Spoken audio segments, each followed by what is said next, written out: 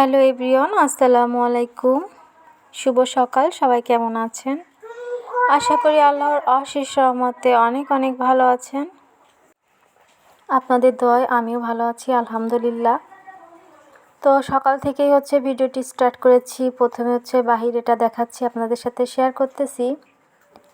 আর ফ্যামিলির যদি কেউ অসুস্থ থাকে তাহলে কিন্তু সেটার প্রভাব সবার উপরেই পড়ে। তো আমার হাজব্যান্ড অসুস্থ, গতকাল থেকে তার প্রচণ্ড জ্বর। এই অতিরিক্ত গরমে তার ঠান্ডা গরম লেগে গিয়েছে, যেহেতু 2বার করে গোসল করতেছিল, শরীরের সাথে শ্যুট করি নাই।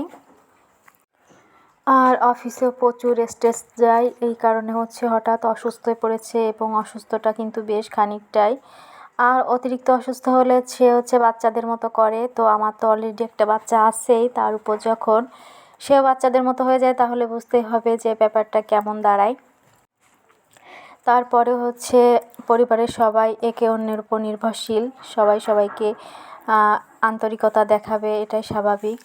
তো 3টা আনারস, পাহাড়ি আনারস আর 2টা তরমুজ নিয়ে রাতের বেলা সে বাসায় এসেছিলো। আর তখন থেকে সে অনেক বেশি অসুস্থ, সন্ধ্যা থেকেই। তারপর তো ডক্টরের কাছে নিয়ে গিয়েছিলাম, তারপর ওষুধ খেলো। আর তারপর একটু একটু ভালো হচ্ছে, আবার পরবর্তীতে দেখা যাচ্ছে যে শরীরটা খারাপ হচ্ছে, এমন যে কাঁপুনি দিয়ে জ্বর আসতেছে। তো ইনশাল্লাহ হয়তো ঠিক হয়ে যাবে। আজকের দিন সে ছুটি নিয়েছিল। তো তারপর আবার বিকালের দিকে 4টার দিকে আবারও অফিসে গিয়েছে।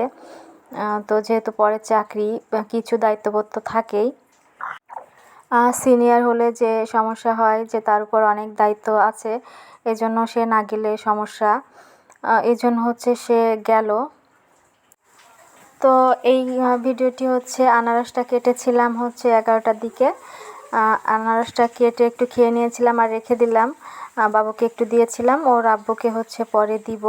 আর এখানে রান্না করার জন্য সব গুছিয়ে নিয়েছিলাম। আর সে যেহেতু ঘুমাচ্ছে, তো বাচ্চাকে একটু সামলে আস্তে ধীরে রান্না করতেছিলাম। আর যার জন্য রান্না করি আসলে সেই অসুস্থ, কে খাবে, তার মুখে একদমই স্বাদ নাই। একদিনের জ্বরে আমার হাজব্যান্ড অনেক বেশি কাবু হয়ে গেছে, সবাই দোয়া করবেন। আর আমরা নারীরা, আমরা মা, আমাদের তো মনে আসলে সবসময় অনেক বেশি মায়া দয়া কাজ করে। এই যে যেমন আজকে একটা ভিডিও দেখেছি, জান্নাত নাম করে একটা ছোট 4 বছরের বাচ্চাকে তার বাবা কিভাবে মেরে ফেলেছে। এই ভিডিওটা দেখার পর আমার তো চোখে পানি কিছুতেই আটকাচ্ছে না। আর সারাদিন শুধু এটাই ভাবতেছি, আর আমার সন্তানকে বুকের ভিতর জড়িয়ে নিচ্ছি। আর চিন্তা করতেছি যে কেমন মা বাবা, এরা কিভাবে পারে। আমিও মাঝে মাঝে আমার ছেলেকে রাগ হয়ে অনেক মারধর করি। তো তখন খুব খারাপ লাগে যদি এমন কোনো মার যে সেই মারটা বাচ্চাটা নিতে পারে না, যদি এমনটা হয়ে যায় তখন কি হবে, এটা ভেবে অনেক বেশি কষ্ট লাগতেছিল।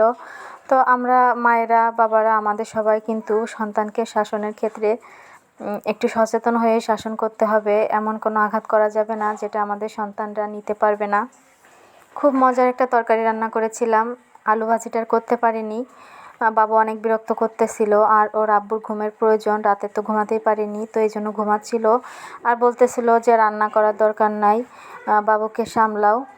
তো আমি রান্না করেছিলাম আলু, টমেটো আর ডিম ভেজে রান্না করেছিলাম, ভীষণ মজার একটা তরকারি কিন্তু।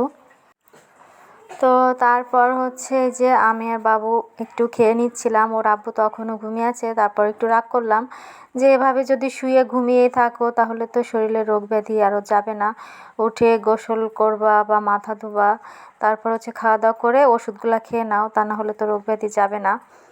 আর আমাদের মতো মানুষদের রোগ ব্যাধি পুষে রাখা সম্ভব নয়, তাহলে সংসার, কর্ম, জীবন কোনো কিছুই চলবে না। একজন নারী যখন অসুস্থ হয় তখন সারা সংসারের কাজ তার দায়িত্বে থাকলে সেগুলো পড়ে থাকবে। একজন নারী চাইলেও কিন্তু হতে পারে না, বা অসুস্থ থাকলেও তাকে কিন্তু খুব দ্রুত সুস্থ হয়ে যেতে হয়। পুরুষদের ক্ষেত্রেও সেম, একজন পুরুষ যদি 2-5 দিন ঘরে বসে থাকে তাহলে তাদের সংসার চলবে না, দেখবেন যে অভাব কোন দিক দিয়ে ঢুকে চলে আসবে। এখানে তাদের বাবা ছেলে দুপুরবেলা তো ঘুমিয়েছিল, আর আমি উঠে একটু তরমুজ খাচ্ছিলাম। তো তারপর আমার ছেলে তো ভীষণ ঘুম একদমই কম।